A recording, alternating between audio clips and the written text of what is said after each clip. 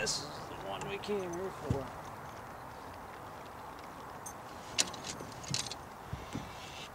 Oh, yeah. That's a pig. That is a pig there. Barely hooked. Barely hooked. Barely hooked.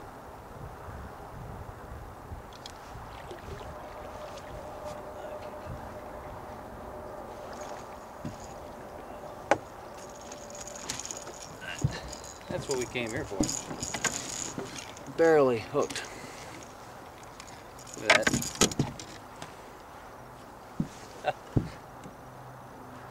Yeah. Nice one. Real nice bass.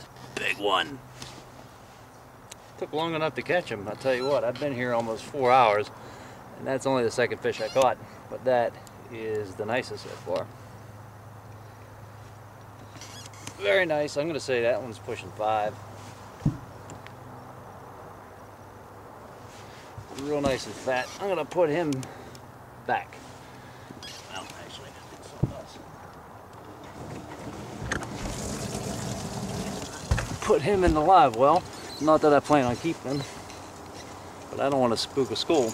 And actually, I got to get my lure back in the water because a lot of times you could trigger a strike once one hits. Sometimes you activate a school. I threw a buoy right away as soon as I caught him to mark my spot. There could be several others lined up with him.